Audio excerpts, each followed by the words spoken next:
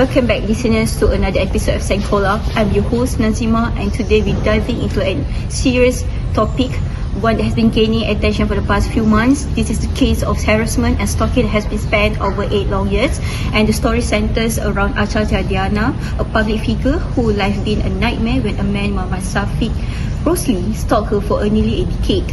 She, like many other women, faced a devastating reality of being constantly watched, followed and harassed, and her personal space and security also violated at every turn. Today, we are exploring the experience, needs and challenge of individuals like Ashasia who face gender-based harassments and the toll it takes on their life. In our first segment, we will talk about what it's like to be a victim of such abuse and how these cases often go unnoticed until they escape. Let's get started. I wanted to tell you my story, though I never wanted to tell it, but I would like to share it. My name is Achacha Diana, and for 8 years, my life was dominated by a man who decided I was in his obsession. It started slowly, but almost innocently. At first, he would just send me messages here and there, commenting on my photos, follow me everywhere I went. I thought it was harmless. I mean, isn't that just what fans do? But then the messages began more frequent, more invasive. He began showing up at places I would go, restaurants, shops, and even the gym. I could feel his eyes on me no matter where I was.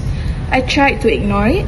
I tried to convince myself it wasn't that bad, but it kept happening. It became more constant. I would check my phones and see dozens of messages from him. He started getting more personal, asking about my family, my friends, even where I lived. It felt like he knew everything about me. It wasn't just a fan. There's something much more darker. It wasn't just online anymore. It was in my real life. I would go out and feel a sense of dread. Could he be watching me right now? Could he be following me? I couldn't even sleep because I was afraid that he would show up at my door. But I went to the police. I tried to report it, but I remember feeling like they didn't take me seriously at first. How could they? It didn't seem just like a big deal, just a few messages, right? But those messages turned into threats. He was not just stalking me anymore. He was trying to control my life, invade my privacy at every turn. He would just take photos of places I've been. That's when I realized that it wasn't just a harmless crush. It was an obsession that could end in something far worse. Eventually, the legal process started, but it was so slow. And in the meantime, I kept living in fear. My peace shattered, and every moment felt like I was walking on eggshells, always looking over my shoulder. In the end, I had to leave everything behind. I moved to London to escape him, to escape the fear. It wasn't about just the physical space. It was about trying to regain some control over my life. And no one should be forced to leave their home, their community because they are being hunted. People don't understand the toll that taking stages. It's about the constant anxiety, the sleepless night, the isolation. It's about never feeling safe, even at your own home. If there's something I want you to take away from my story, it's this. Talking is about something small. It's not about nuisance, it's a violation.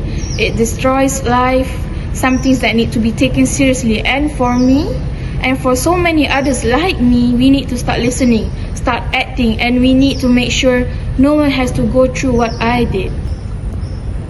Welcome back, listeners. Today we are expected to listen what is gender crime harassment, and together with me, lawyer Intan and also Officer Aisha, who is expert in cybercrime. And today we are expected to listen to their discussion based on this issue. For coming to our studio. Okay, let's start with what is gender-based cyber harassment means. So can you please explain? Gender-based cyber harassment refers to online harassment, abuse, or bullying that specifically targets individuals based on their gender identity. And it involves the use of digital platforms such as social media messaging apps, emails, and websites to perpetuate harmful behaviors aimed at someone because of their gender. This type of harassment is an extension of real-world gender inequality, often reinforcing harmful stereotypes and social prejudice. One common form of gender-based cyber harassment is sexual harassment, where individuals receive unsolicited explicit messages, images, or threats.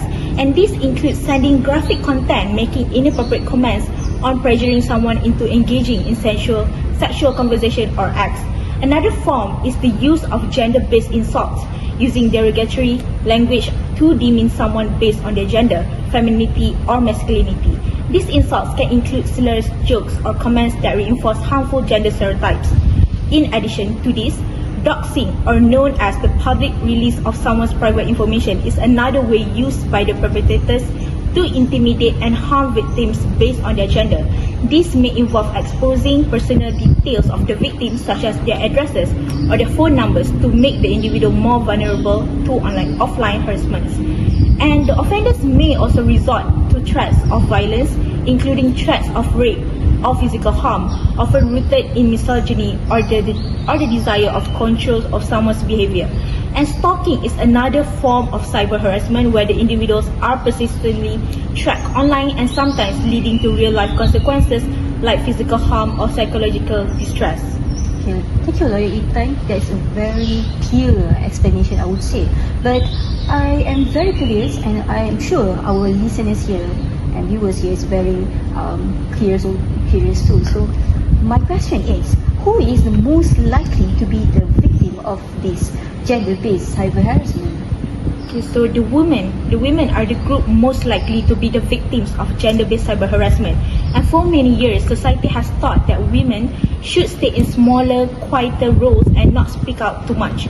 So when women express their opinions or take on public roles, they are often harassed to try to silence them or push them back into the traditional roles. And another reason is that women are often treated as objects or sexualized in media, social, and online. And this can lead to harassment like unwanted sexual messages received by them, threats or comments about their appearance, as if their values only tied to their looks or sexual appeal. And lastly, the internet allows people to hide behind their anonymity, so they feel that they can be cruel without facing any real consequences in the real world.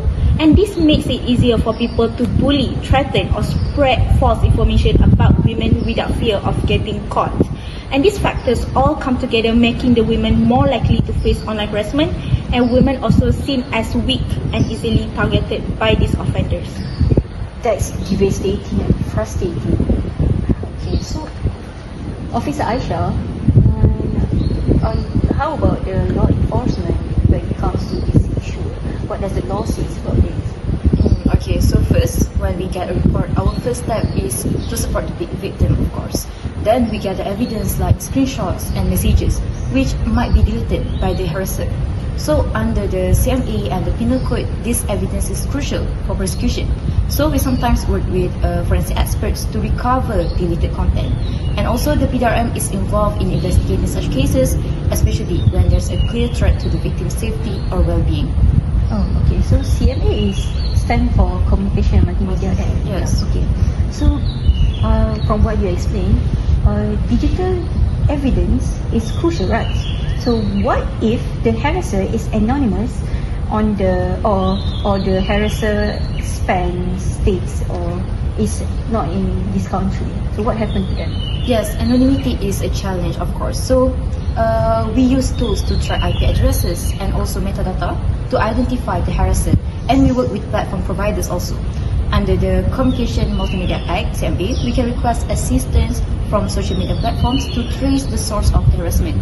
Since cyber harassment often crosses state or even national borders, we may need to coordinate with international law enforcement agencies through channels like Interpol. So we, PDRM, also collaborates with the law enforcement agencies to handle such cross-jurisdictional issues. Oh, that must be very difficult. So what are the legal consequences on this issue? Okay, so harassment, stalking, and threats are crimes under the Penal Code and Communication and Multimedia Act 1998, also known as CMA, also plays a role in this case. For example, in Section 233 of the CMA, criminalize the use of electronic devices to send offensive content, and those found guilty can face up to 1 year in prison or a fine or both. And if the harassment involves threat of violence or sharing intimate images without the consent of the victims, the penalties can be even more severe, including jail time and fines, such as harassment that involve threats of violence or stalking or defamation can also be prosecuted under the Malaysia's Penal Code. For example, under Section 503 and also Section 506 of the Penal Code can apply if a person threatens harm or violence which could lead to imprisonment up for 2 years, a fine or both. And the next provision is regarding the defamation under Section 499 and 500 of the Penal Code, which covers the situation where false information is spread to harm someone's reputation. And defamation can be both criminal and civil offence, and those convicted could face fines or imprisonment. Furthermore, regarding the sexual harassment in Section 354, can result in criminal charges if the harassment includes unwanted sexual advance or comments, and this can lead to imprisonment up to 10 years and a fine or both. And lastly is stalking under Section 507A, which is a recent provision that deals specifically with online harassment and electronic stalking. It was introduced as part of efforts to address the rise in digital crimes, including harassment via digital platforms such as social media, emails and text messages. And under this section, any individual who uses electronic means to send a threatening message or to cause harm or fear to another person is committing an offence. This includes threats of violence, sexual harm or other forms of intimidation. And the penalties under Section 507A of the Penal Code, the offender can be imprisoned for a term that can be up to 3 years or fine or both.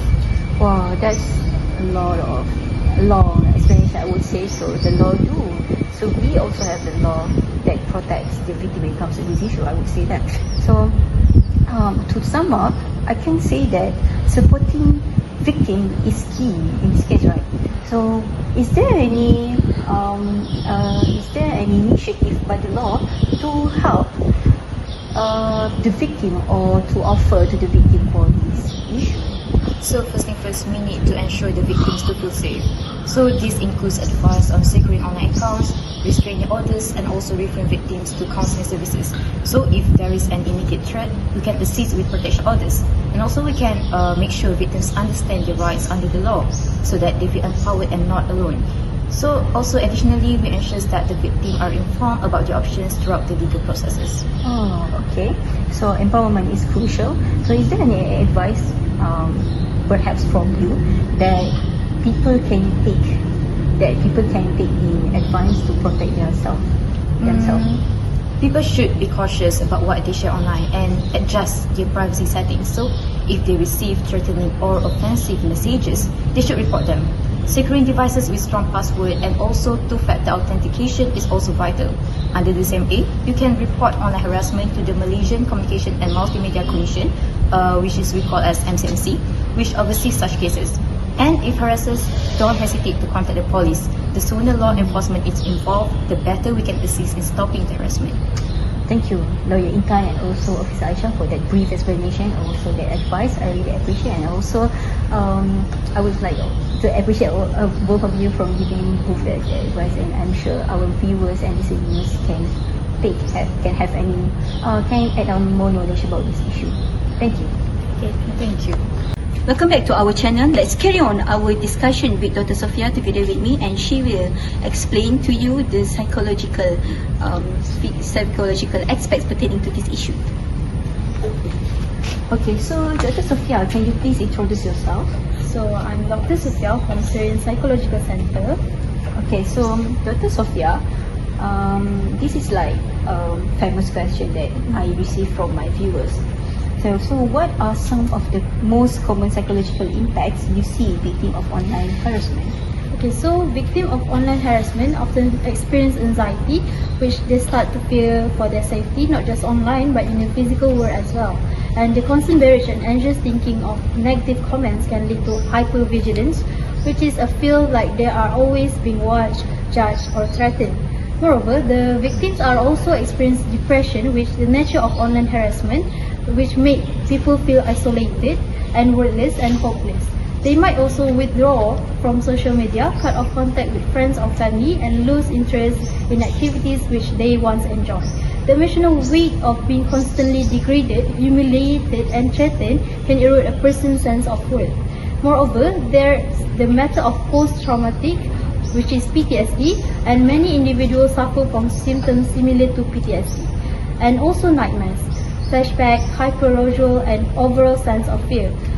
The few days or weeks it lingers, and the emotional scars can last far beyond the spent time being harassed. Okay, Dr. Sufia, so my next question is, how can victims of online gender-based harassment cope with this emotional toll? So to cope with emotional toll, the victim begins to recognize that the harassment is not the victim's fault itself. So must need emotional support is crucial, whether from trusted friends and family or professional counselors. Therapy also can provide a safe space to process feelings and build resilience. And also important for the victim to take practical steps to protect their mental health, such as limiting exposure to triggering content, blocking and reporting harassers, and taking breaks from social media when needed. Also, building a support network of people who understand and validate your experience can be incredibly empowering for them. Thank you, Dr. Sufia. Fret not, our platform Centrola has provided some tools for our users to block, reports any spams or any people that come across your personal data that want to hack your some case. So you can report or block them to us, and our management will do take some steps to avoid this from happening to you. Thank you. Today we will discuss on the gender-based harassments, and this topic has been continued to be critical issue in our workplace, schools and also communities. Our goal is to identify actionable solutions and strengthen our existing policies.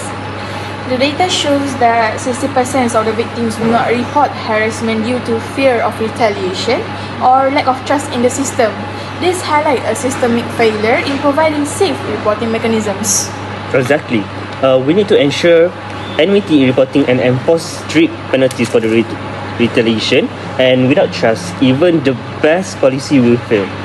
Education is equally important. Prevention starts with the awareness, and we should mandate training programs in workplace and also schools to educate the people about the boundaries, respect and the consequences of the harassment.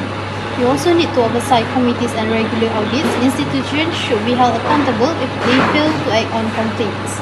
Agreed, we should also provide funding for support services such as counselling and legal aid for victims. Justice shouldn't depend on someone's financial situation. Good point.